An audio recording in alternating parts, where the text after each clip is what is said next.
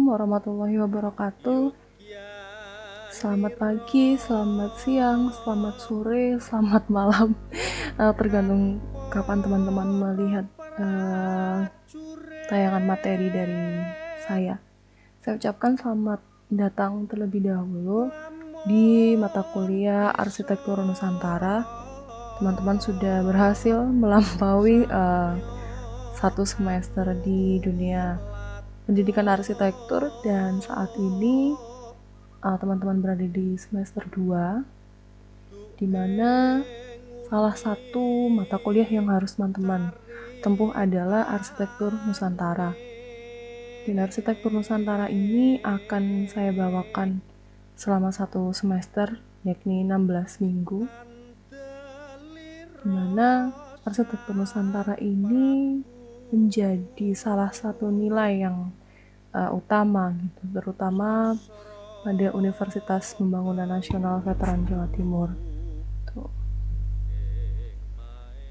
Untuk capaian dari mata kuliah kita kali ini, jadi teman-teman ini diharapkan ketika lulus mata kuliah ini adalah mampu memahami arsitektur lokal benua Asia pada umumnya dan arsitektur Nusantara pada khususnya, itu sesuai dengan ciri, keunikan, filosofi, dan kearifan nilai budaya, sehingga dapat digunakan sebagai referensi teman-teman dalam studio perancangan maupun ketika sudah lulus dari perkuliahan. Sebelum kita beranjak pada materi utama dari Arsitektur Nusantara, mungkin banyak sekali pertanyaan gitu terkait dengan Arsitektur Nusantara itu yang seperti apa. Mungkin kita kembali lagi pada pertanyaan bahwa arsitektur itu apa? Terus kemudian Nusantara itu apa? Dan ketika dua kata ini kemudian digabungkan, dia menjadi pengertian yang seperti apa? Apakah berbeda rasanya gitu ketika dua kata ini digabungkan dengan ketika dua kata ini berdiri sendiri-sendiri? Ini yang akan teman-teman temukan di mata kuliah kita ke depan. Kita paham gitu bahwa arsitektur itu seperti yang sudah kita pernah jalani di semester 1, dia tidak hanya tentang bangunan, dia tidak hanya tentang seni dan teknologi, dia melibatkan banyak sekali aspek, mulai dari manusianya, lingkungannya, alamnya, dan juga pemikiran-pemikiran dari unsur-unsur politik, sosial, dan juga budaya yang berkembang. Karena arsitektur sendiri merupakan hasil atau produk dari kebudayaan. Sedangkan Nusantara kita belum terlalu kenal gitu. Nusantara ini sebenarnya apa sih? Kita sering sekali memakai istilah Nusantara gitu. Tapi sebenarnya yang sejati dari Nusantara itu apa? Kalau kita lihat di Kamus Besar Bahasa Indonesia, Nusantara itu bisa disamakan dengan sebutan nama bagi seluruh wilayah kepulauan Indonesia. Ini yang kalau di KBBI. Tapi ketika kita runut secara historis penggunaan dari kata Nusantara ini ternyata sudah cukup lama gitu. Bahkan ketika zaman era Raja Kertanegara dari Singasari itu sudah menyatakan Cakrawala Mandala Dwipantara. Dwipa itu artinya pulau kalau dalam bahasa Sanskerta, dan antara gitu. Jadi pulau yang berada di antara-antara, seperti itu. Otomatis dia menunjukkan gugusan kepulauan yang ada di Indonesia saat ini. Kemudian istilah itu selanjutnya dipakai juga oleh Gajah Mada, patih dari Kerajaan Besar Majapahit, yaitu Nuswantoro. Nuswantoro ini sendiri juga hampir sama, cuman menggunakan bahasa yang berbeda. Nuswa atau Nusa itu adalah menggunakan bahasa Jawi, ya, Jawi kuno gitu. Jadi Nuswa Antara juga sama gitu pengertiannya dengan Dwi Pantara. Otomatis beberapa kali juga istilah ini digunakan oleh pendahulu kita, yakni Ki Hajar Dewantara. Dia menggunakan istilah Nusantara. Nusantara ini sendiri cukup menarik untuk dipahami karena selama ini kita selalu memahami atau kita selalu ngertinya gitu. Nusantara itu sebatas ruang-ruang politik gitu. Dalam artian kita menyebut Indonesia itu sinonimnya Nusantara gitu. Padahal ketika kita berbicara Nusantara, kita berbicara soal ruang budaya. Pernah nggak kita berpikir gitu, kenapa sih kok Malaysia sering gitu mengklaim beberapa kesenian, mengklaim beberapa tarian, lagu yang kita menganggapnya itu adalah bagian dari kita atau punya Indonesia gitu. Hal ini tidak bisa disalahkan 100% gitu karena memang Malaysia sendiri termasuk cakupan dari ruang budaya Nusantara ini sendiri. Jadi dari dulu sebelum kemudian dibentuk negara-negara gitu secara politis, ruang-ruang atau daerah-daerah dalam tanda kutip ini tuh memiliki kekhasan dan kesamaan yang sama gitu. Jadi mulai dari Singapura, mungkin Thailand, Philippines, dan beberapa daerah Asia Tenggara ini dia masuk sebagai satu kesatuan Nuswantara yang disebutkan ini tadi. Jadi ketika nanti kita berbicara soal arsitektur Nusantara, bukan tidak mungkin kita akan nyinggung-nyinggung di negara yang lain karena kita tidak berbicara soal arsitektur Indonesia. Kita berbicara tentang arsitektur yang lebih tua gitu, yang lebih dahulu ada gitu dibandingkan arsitektur Indonesia. Untuk pembahasan arsitektur Indonesia nanti akan teman-teman dapatkan di paruh perkuliahan setelah UTS. Tuh, untuk perjalanan arsitektur Nusantara akan kita lampaui dalam 7 minggu perkuliahan ini. Ini adalah beberapa pencetus gagasan dari arsitektur Nusantara. Pasti ada banyak gitu, masih sangat-sangat banyak, cuman saya menyebutkan beberapa yang cukup dominan ya untuk memberikan sumbangsi dan gagasannya terkait dengan arsitektur Nusantara. Pertama adalah Henry McLean Pond. Dia yang menjadi arsiteknya gedung ITB yang sudah pernah saya singgung di mata kuliah sebelumnya. Seorang McLean Pond itu dia berusaha untuk mencari keaslian gitu, mencari apa sih identitas lokal dari negara yang saat itu bernama Hindia Belanda gitu. Tanpa membawa Belandanya yang masuk ke sini atau gaya-gaya Belanda yang masuk ke sini, tapi benar-benar ketika dia mendesain bangunan yang ada di sini itu dia benar-benar menerapkan jiwa atau identitas dari tempat itu sendiri. Pemikiran-pemikiran itu kemudian dilanjutkan kembali oleh Yusuf Biliantara Mangunwijoyo yang merupakan salah satu dosen di UGM. Beliau ini selain budayawan juga penulis, sastrawan, dan juga seorang arsitek. Sehingga pemikiran-pemikirannya itu menjadi gagasan besar yang akhirnya kita sandingkan ketika kuliah pengantar arsitektur ya. Teorinya tentang guna dan citra itu dengan teori Vitruvius. Yang mana kalau dibilang timeline waktunya ya tuaan Vitruvius gitu, tapi kami semua arsitek itu sepakat bahwa teori dari beliau ini sangat memberikan kebaruan gitu, yang cukup berarti. Kemudian ada dua tokoh yang alhamdulillahnya saya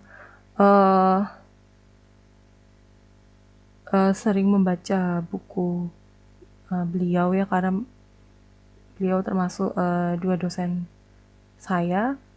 Itu yang pertama adalah Pak Gali Wijil Pangarso. Pak Gali ini merupakan satu dari sekian banyak dosen yang merubah pemikiran dan pemahaman saya untuk melihat arsitektur secara humanistik gitu. Jadi beliau menelurkan beberapa karya, salah satunya adalah Merah Putih Arsitektur Nusantara, tentang pemikiran-pemikiran dan filosofi seharusnya arsitektur yang ada di Indonesia, yang ada di Nusantara ini harus bisa sejajar gitu dengan arsitektur di Barat, arsitektur yang ada di Cina, dan yang lain-lain. Dan beliau ini berkawan baik dengan Pak Yosef Priyotomo. Pak Yosef Priyotomo sendiri sampai saat ini masih aktif mengisi beberapa kuliah. Kalau mungkin teman-teman agak lebih awal masuk UPN ya, kemarin sempat ada kuliah dengan beliau sih kita. Itu memiliki arah pemikiran yang hampir sama dengan Pak Galih gitu. Cuman lebih sifatnya lebih mudah untuk dicerna pembahasannya, karena Pak Galih ini dia kuliahnya filsafat ya, jadi pembahasannya sangat-sangat berat gitu. Tapi ketika dibahas oleh Pak Yosef Priyotomo, dia menjadi sangat ringan dan mudah untuk diaplikasikan bagi kita seperti itu.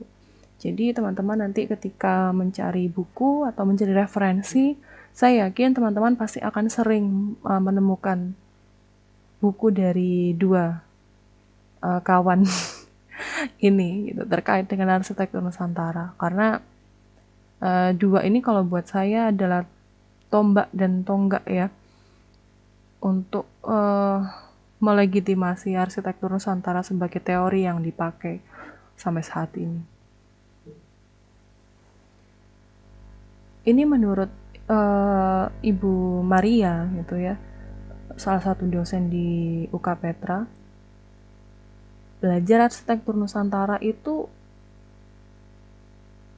seharusnya ada beberapa prinsip dasar gitu sebelum kita melangkah untuk ibaratnya tuh kalau nggak pernah main lompat karet gitu ya, kita kan harus punya ancang-ancang dulu, punya persiapan dulu gimana sih cara main lompat karet yang baik dan benar gitu. Nah Ibu Maria pernah men-state di salah satu jurnalnya ada beberapa prinsip dasar untuk itu. Yang pertama ini jelas, berpemikiran Bhinneka Tunggal Ika. Kenapa kita harus berpikiran Bhinneka Tunggal Ika? Karena memang ketika kita berbicara Nusantara, kita tuh berbicara satu gugusan kepulauan dengan objek yang sangat majemuk gitu. Ada satu pulau aja itu bisa banyak suku dan banyak etnis gitu, seperti kita tahu. Ada Jawa, ada Madura, ada Sunda, ada Tengger, ada Baduy, kemudian ada apa lagi? Banyak sekali. Bahkan itu cuman baru di Pulau Jawa. Kita belum beranjak ke suku Dayak di Kalimantan. Kemudian banyak sekali suku yang ada di Sulawesi dan Maluku. Rasa-rasanya kita tidak bisa gitu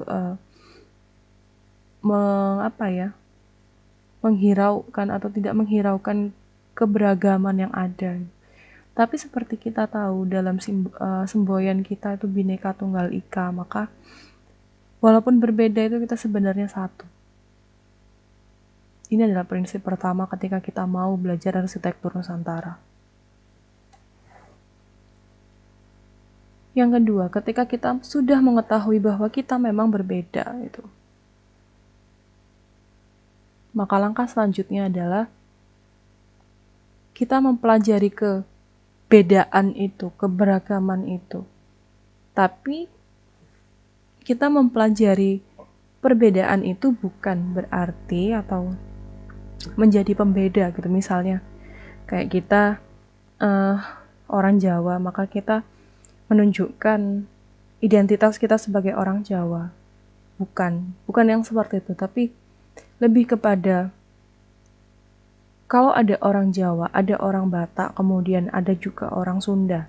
Ketika kita menurutkan ego kita masing-masing gitu, berbicara pakai bahasa daerah kita sendiri gitu, itu akhirnya kita tidak bisa berkomunikasi, sama seperti arsitekturnya gitu. Jadi ketika kita, walaupun kita suku dari Jawa, suku dari Batak, suku dari Dayak dan segala macam, tapi ketika kita berbicara tentang arsitektur Nusantara atau arsitektur yang mana itu merupakan Bhinneka Tunggal Ika, maka kita berbicara dalam satu bahasa yang sama. Bahasa apa? Ya bahasa arsitektur. Nah, bahasa arsitekturnya seperti apa? Nanti akan teman-teman pelajari sampai di akhir perkuliahan. Ini yang cukup memberikan insight gitu bagi teman-teman. Almarhum Pak Galih Wijil Pangarso pernah bilang gitu bahwa arsitektur Nusantara itu adalah arsitektur yang beragam, tetapi tetap mempunyai kesamaan ciri. Dan inilah yang kemudian disebut sebagai kesamaan dalam keberagaman. Kita bisa melihat contoh yang ada di gambar itu. Ada rumah adat di Lombok, ada rumah adat di Nias, ada rumah adat di Jawa. Ketika kita melihat sekilas atau sepintas, pasti ketiganya ini berbeda gitu. Pasti ketiganya berbeda. Dari ukuran jelas berbeda. Tapi ketika kita memperhatikan secara seksama, pasti kita bisa melihat ada loh bahasa atau gambar, paling tidak minimal bentuknya lah, yang hampir-hampir sama dan bisa kita tengarai sebagai satu kesamaan. Gitu. Ini yang dimaksud dengan kesamaan dalam keberagaman. Walaupun bentuknya itu berbeda, tapi ada ciri yang sama dari ketiga gambar ini gitu. Kalau saya bisa bilang misalkan atapnya gitu. Bentuk atapnya ketika kita perhatikan dengan seksama itu dia memiliki kesamaan walaupun secara bentuk sepintasnya dia berbeda. Nah, arsitektur Nusantara itu berpedoman sekali lagi pada semboyan kebinekaan. Ketika kita melihat Toraja, maka dia adalah Indonesia. Ketika kita melihat Jawa, maka dia itu adalah Indonesia. Jadi tidak ada ketika kita melihat Jawa, oh berarti dia suku Jawa, maka itu bukan masuk ke arsitektur Nusantara gitu. Pada pertemuan selanjutnya nanti akan saya bahas apa sih bedanya arsitektur Nusantara, arsitektur Indonesia. Terus mungkin ada beberapa istilah yang mungkin akan teman-teman kenali, arsitektur vernakular. Apa bedanya gitu. Tapi yang jelas ketika kita berbicara tentang arsitektur Nusantara, maka kita berbicara tentang kebinekaan. Dan kebinekaan yang tunggal ika. Ini yang menjadi konsep dasar dari arsitektur Nusantara. Bukan hanya melihat fisik, namun non-fisiknya yang jauh lebih bermakna ketika kita berbicara tentang arsitektur Nusantara. Contohnya seperti apa? Kita mungkin pernah melihat fenomena anak-anak kecil yang bermain di depan jalanan rumah kita gitu ya. Kita merasa bahwa ya itu kan jalan buat kendaraan gitu, itu buat sirkulasi gitu loh. Terus dia dengan enaknya gitu kan, dengan senangnya gitu untuk bermain gitu di sana gitu. Nah ini yang kadang-kadang lupa atau luput kita pahami. Ketika kita berbicara non fisik ya, bentuknya sama, jalan gitu. Kemudian kita bandingkan lagi dengan yang ada di suburban, di negara-negara yang ada di barat gitu. Sangat berbeda sekali suasananya, karena ini kan udah kayak desanya kan kalau di sana gitu. Ya bukan pusat kota lah ya gitu. Tapi tidak ada gitu pemandangan anak-anak kecil yang bermain di jalanan gitu. Di jalanan tuh full dan banyakan itu ya kendaraan beroda 4 gitu. diparkir, jalan, dan segala macam. Ini yang seharusnya menjadi perhatian dan pemikiran kritis kita gitu. Kenapa sama-sama jalan gitu ya? Kalau kita menganggap gang itu tadi jalan, gitu. Kenapa kemudian peruntukannya berbeda gitu? Kenapa kok orang-orang di sini bisa gitu dipakai buat main bola? Kenapa kok kalau di sana nggak bisa? Gitu? Apa yang melatar belakangi anak-anak kecil di sini bisa main bola dengan nyaman gitu di jalanan yang kita anggap jalan itu? Sedangkan di Eropa sana, di Amerika sana tidak. Ini adalah salah satu atraksi yang ada di Nias, dimana kalau nanti teman-teman googling, mungkin teman-teman bisa menemukan bahwa sebenarnya di arsitektur Nias itu dia kayak ada tanah panjang gitu, atau ya kita bisa jemput itu juga jalan gitu, yang dikelilingi oleh rumah-rumah yang menghadap ke jalan yang sama gitu. Di sini baru kita bisa menemukan jawaban gitu. Mengapa gitu? Ketika kita berbicara gang-gang di kampung, itu tidak bisa relevan gitu dengan gang-gang atau jalan yang ada di Eropa dan di Amerika. Karena sebenarnya bisa jadi gang-gang yang ada di Indonesia atau gang-gang yang ada di Nusantara itu merupakan perluasan dan perkembangan dari yang kita bilang itu adalah halaman bersama di arsitektur Nusantara. Kita bisa melihat bahwa ketika di Nias nggak mungkin kan ada mobil gitu yang ngelewatin jalanan di depan perumahannya mereka ini gitu. Nggak mungkin ada orang naik motor terus jalan-jalanan di situ. Karena itu memang bukan jalan. Itu adalah halaman bersama gitu. Budaya kita itu adalah memiliki nilai kebersamaan yang sangat tinggi. Jadi ketika teman-teman melihat rumah yang saling berhadapan, di depannya itu ada tanah atau lapang yang cukup luas gitu. Jangan serta-merta kemudian dijudge atau dihakimi bahwa itu adalah jalan tempat kendaraan. Bisa jadi ketika kita melihatnya secara non-fisik, secara kacamata arsitektur Nusantara, yaitu adalah halaman bersama. Kendaraan boleh lewat gitu, tapi peruntukannya adalah halaman bersama. Nah, dari sini kita sudah bisa memaknai sebenarnya mengapa gang-gang di kampung terasa jauh lebih akrab, jauh lebih intim, jauh lebih terasa kebersamaannya gitu. Kadang-kadang ada ibu-ibu gibah di depan rumah bareng gitu kan. Ada tukang bakso lewat, makan bareng. Kalau malam jadi tempat ronda, kalau sore jadi tempat anak-anak bermain gitu. Karena itu sebenarnya nilai-nilai dan warisan dari arsitektur Nusantara kita, bahwa kita punya loh lahan bersama. Dan kalau mungkin di barat perlu untuk dibuat taman khusus gitu, tapi kalau kita mungkin ya memanfaatkan sisa tanah gitu ya, yang tidak kita gunakan untuk rumah di depan rumah tetangga, dengan bisa akrab untuk kita nikmati bersama.